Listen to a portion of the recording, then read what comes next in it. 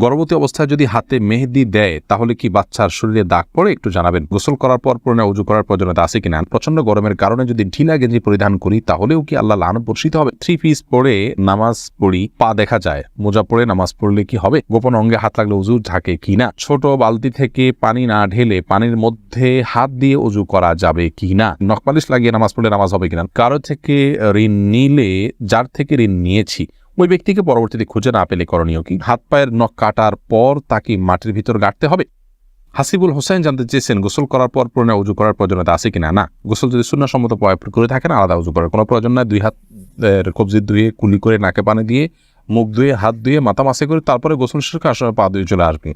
এভাবে গোসল করলে আপনার আলাদা করে আর গোসল করার কোনো প্রয়োজন নেই। ওযুতে আপনার গোসলের শুরুতে ওযুর নিয়ত হয়ে যাচ্ছে। এস আলম আপনি আইডি থেকে জানতে চেয়েছেন গোপন অঙ্গে হাত লাগলে ওযু ঝাঁকে কিনা? আমাদের দেশে উলামায়ে কেরামের মতে বাহানায় মতো উলামায়ে কেরামের মতে গোপন অঙ্গে হাত লাগলে ওযু ভাঙবে না। তবে আরবিয়ান স্কলাররা সৌদি আরবের উলামায়ে কেরাম তাদের মতে গোপন অঙ্গে হাত লাগলে ওযু ভেঙে যাবে, যেহেতু আপনার একটা হাদিস রয়েছে যে মান মাসসা যাকারাহু ফালিয়াতাওয়াদ্দা। এজন্য তারা হাত লাগলে বলতে কাপড়ের উপর দিয়ে নয়, সরাসরি যদি কেউ গোপন অঙ্গে স্পর্শ করে তারা ওটাকে ওযু ভঙ্গের কারণ হিসাবে উল্লেখ করেন।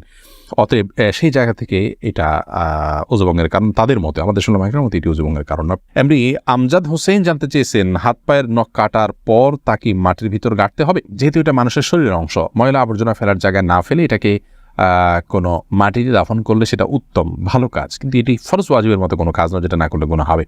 উচিত, করতে পারলে ভালো হয়। ফারজানা রহমান শারমিন জানতে চেয়েছেন প্রচন্ড গরমের কারণে যদি ঢিলা গেঞ্জি পরিধান করি তাহলেও কি আল্লাহ লানত বর্ষিত হবে? বোন ফারজানা, যদি বাসা বাড়িতে আপনি পড়েন তাহলে তো আল্লাহ লানত বর্ষিত হওয়ার কোনো প্রশ্নই ওঠে না। যদি গায়ে মহারামের সামনে এসে পড়ে না যান, আপনি বাসাটা পড়ার পর উপর দিয়ে পাতলা না পরে নেন যাতে আপনার সৌন্দর্য প্রকাশিত না হয় গায়ে মহারামদের সাথে, এরকম যদি চলেন তাহলে কোনো অসুবিধা নেই বাসা বাড়িতে। আর বাসা বাড়ির বাইরে যদি আপনি যান তাহলে সেক্ষেত্রে বোরকার নিচে যদি আপনি এ ধরনের পোশাক পরেন কোনো অসুবিধা নেই ইনশাআল্লাহ বিদিনিল্লাহ। অর্থাৎ আপনার পর্দা বাইরে যখন যাবেন পর্দা মেনটেন করতে হবে। গরম এর কষ্ট যত বেশি জাহান্নামের গরমের কষ্ট তার চাইতে অনেক বেশি। অতএব পর্দা লঙ্ঘন যেন না হয়, পরপুরুষের সামনে যাতে আপনার পর্দা লঙ্ঘিত না হয় সে বিষয়ে আপনি খেয়াল করবেন। এছাড়া বাকি অবস্থাতে আপনি করতে পারেন। এমনি ইফতিখার শুভ আপনি জানতে চেয়েছেন নখপালিশ লাগিয়ে নামাজ পড়লে নামাজ হবে কিনা? নখপালিশ লাগিয়ে যদি আপনি ওযু করেন তাহলে ওযু হবে না, আর ওযু না হলে নামাজ হবে না। অতএব বলতে পারেন নখপালিশ লাগিয়ে ওযু করে নামাজ পড়লে নামাজ হবে না। কিন্তু যদি ওযু অবস্থায় নখপালিশ লাগিয়ে আপনি নামাজ পড়েন ওযু অবস্থায় তাহলে ওই নামাজটা হবে। পরবর্তীতে আবার যখন নামাজের সময় হবে বা ওযু ভাঙবে তখন আপনাকে নখপালিশ রিমুভ করে তারপর ওযু করতে হবে, অন্যথায় এটি জায়েজ হবে না। মা বোনরা মাসিকের দিনগুলোতে নেল পালিশ ইউজ করতে পারেন, কোনো অসুবিধা নেই, যেহেতু তখন নামাজের অপশন তাদের নাই।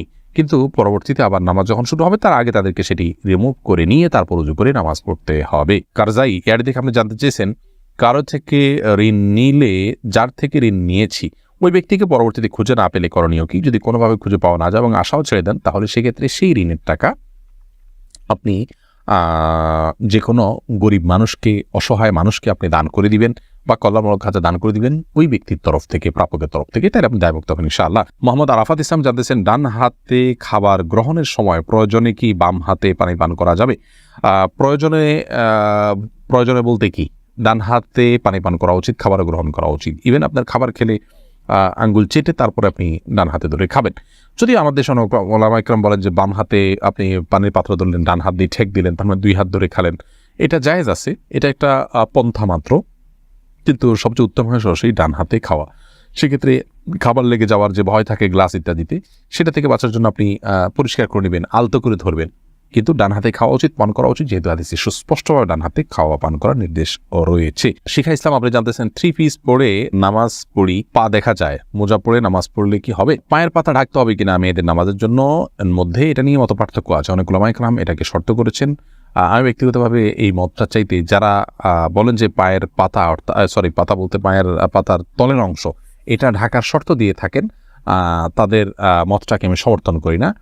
পাতার উপরের অংশ, যেটা পাতার উপরের অংশ সেটা ঢাকতে হবে কিনা, অনেক ওলামায়ে কেরাম বলেছেন সেটা ঢাকতে হবে, অনেকে বলেছেন শুধু গিরার নিচ পর্যন্ত থাকলেই হবে কাপড়, পাতা না ঢাকলেও চলবে।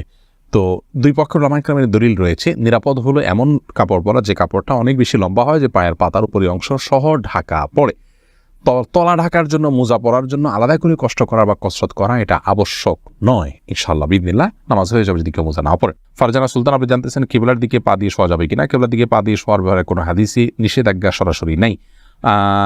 তারপরও ওইদিকে কেবলা রয়েছে, সেই জায়গা থেকে কেবলার প্রতি শ্রদ্ধার জায়গা থেকে যদি দিকে পা না দেন ভালো, কিন্তু এটাকে হারাম বলা বা নাজায়েজ বলা বা গুনাহের কারণ বলার কোনো সুযোগ নেই, যেহেতু কোরআন হাদিসে এই বিষয়ে কোনো নিষেধাজ্ঞা নেই। নিশান, আপনি জানতে চেয়েছেন ওযু করার সময় বেসিনে পা দেওয়া কি ঠিক? নিজের বাসা বাড়িতে অসুবিধা নেই, করতে পারেন, তবে আপনার রিস্ক মুক্ত হওয়াটা আর বিষয়ে মাথা রাখতে হবে।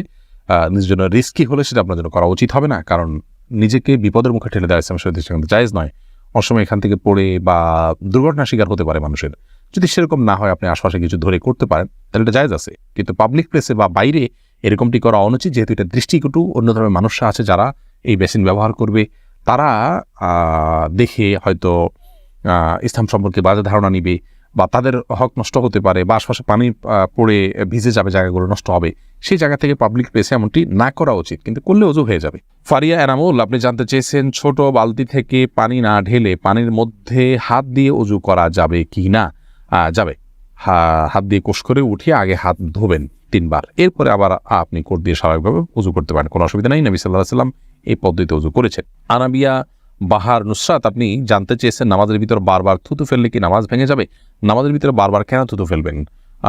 যদি এটা বারবার করতে থাকেন, এটা আপনি নামাজে আসেন কি নাই এরকম সন্দেহ, একজন বাহিরের দর্শক আপনার দিকে তাকিয়ে এরকম সন্দেহ যে তার ভিতরে উদ্রেক হওয়ার মতো আপনি এত বেশি বারবার থুতু ফেলেন, তাহলে তো নামাজ হবে না। আর যদি এরকম না হয়, তাহলে এটা নামাজের হয়তো আপনি মাঝে মধ্যে ফেললেন, কিন্তু নামাজের যে ভঙ্গিমা আছে সেটার মধ্যেই থেকে ফেললেন, তাহলে আপনার নামাজ হয়ে যাবে, কিন্তু তাতেও নামাজের অঙ্গহানি হবে, মান নষ্ট হবে।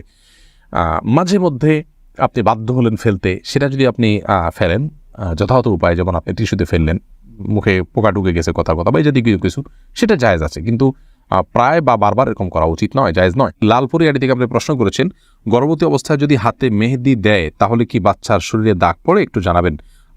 বোন, এটি সম্পূর্ণ কুসংস্কারের জন্য একটি বিশ্বাস। আমাদের দেশে অনেকে এরকমটি মনে করে যে গর্ভবতী অবস্থায় যদি গর্ভবতী অবস্থায় যদি এরকম কোনো কিছু করা হয়, মেহেদি হাত দেওয়া হয়, তাহলে সেক্ষেত্রে বাচ্চার ক্ষতি টতি হয়। এগুলো সম্পূর্ণ ভুয়া কথা, ভিত্তিহীন কথা। এগুলো বিশ্বাস করা ইমানের সাথে সঙ্গতিপূর্ণ নয়, শিরকে আসগার হয়ে যেতে পারে এই ধরনের বিশ্বাস। অতএব এই ধরনের বিশ্বাস আমাদের রাখা উচিত নয়, কোনো রকম ক্ষতি হবে না ইনশাআল্লাহ বিদিনিল্লাহ।